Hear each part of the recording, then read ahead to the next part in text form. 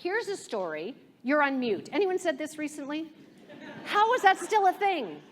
Like, how are we still doing that all these years? I was working with an IT team out of Atlantic Canada, and they were doing some visioning work and strategizing on how they could be a more powerful partner in the business. And so we were doing these in small cohorts of 10 people on teams. And there was this one situation where one of the team members, I had to say, "You're on mute," 4 times. "You're on mute. You're still on mute. Nope, still on mute." And what the team had been talking about right before this is how they want to be a powerful partner and collaborator with the business. Is this sounding like familiar language? You know, we use the word collaboration and partnering and all of the and great words. And so then what this person said was the most important part of the conversation. She said, "I'm sorry I didn't unmute myself. I don't have the muscle memory to do it because I'm not usually asked to participate in calls like this." Yeah, there it is. And just like in this room right now, on the call, everyone kind of went, "Ooh." And so I said to them, I said, "What do you notice just happened?" And nobody said anything. So I let the silence do the work. And I said, "We can feel it. What do you feel? What just happened here?" And someone said, "It's really uncomfortable." I said, "Yeah, it is uncomfortable. How come?" And they said, "Well, because we say we want to be collaborators and we don't even do it in our own team."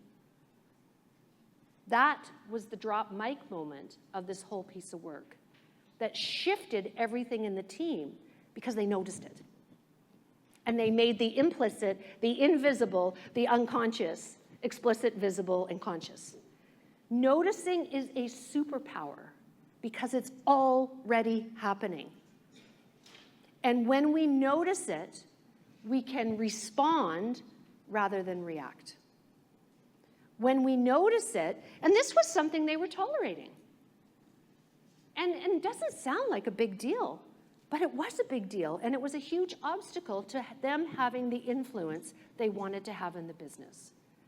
And so the job as a leader is to notice, is to be mindful instead of having your mind full. And notice. And you'll notice here, what do you notice here?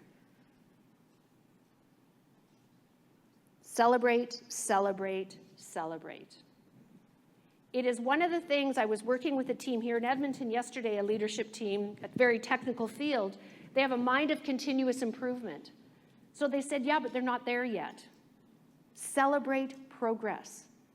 Because here's the thing, if you see something and you notice something that you want to see more of, when you celebrate it, it will continue. And it's already happening. You don't actually have to change behavior. All you have to do is acknowledge it and celebrate it. It's way easier to keep someone doing the things that you want them to do, a team to keep working the way that you want them to work, when you celebrate it and when you notice and name it. And just a simple example might be, in tying it to your values, you know, saying things like, because safety matters to us, we want to share this story with you. We want to celebrate this. Here's what they did. Here was the impact. Here's what we want to see happening moving forward. Make the implicit explicit. Because we assume people know. We assume they know they're doing great work. We assume they know what they're doing is in alignment with our values. It's the job of the leader to notice and name it, to celebrate what you want to see more of, and to just stop in the moment the things that you don't.